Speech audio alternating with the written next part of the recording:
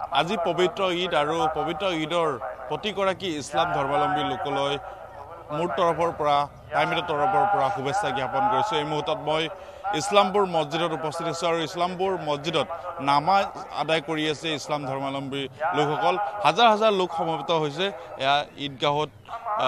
হাজাৰ হাজাৰ লোকে তেওঁলোকে নিজৰ নামাজ আদায় কৰিছে। যিহেতু এমাহৰ অন্তত এমাহ ৰজা ৰখাৰ অন্তত তেওঁলোকে আজি পবিত্ৰ ঈদ উল ফিতৰ উদযাপন কৰিছে আৰু সেই ঈদ উল ফিতৰৰ যি নামাজ আদায় কৰা পৰিলক্ষিত হৈছে। আমি দেখুৱাইছোঁ ইমূৰৰ পৰা সিমূৰলৈকে কেৱল ইছলাম ধৰ্মাৱলম্বী লোকসকলে নামাজ আদায় কৰা পৰিলক্ষিত হৈছে। প্ৰতিগৰাকী শিশুৰ পৰা বৃদ্ধলৈকেও ইয়াত নামাজ আদায় কৰিছে। আমি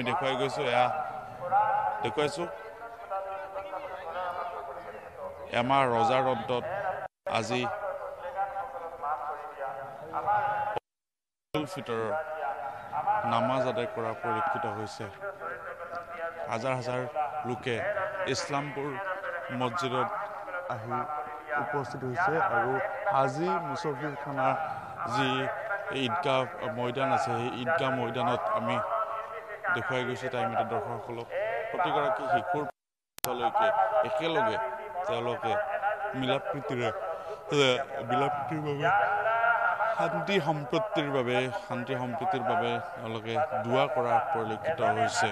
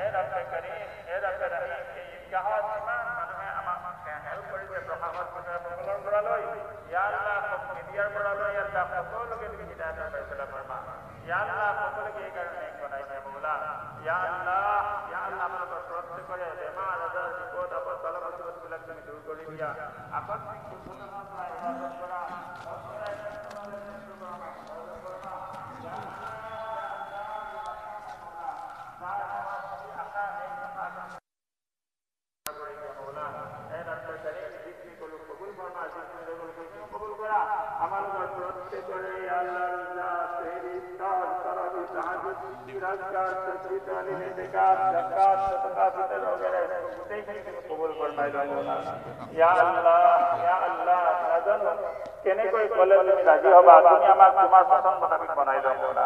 ওয়া সাল্লাল্লাহু তাআলা আলা খাইৰি খালকিহি মুহাম্মদ ওয়া আলা আলিহি ওয়া সাহবিহি আজমাইন।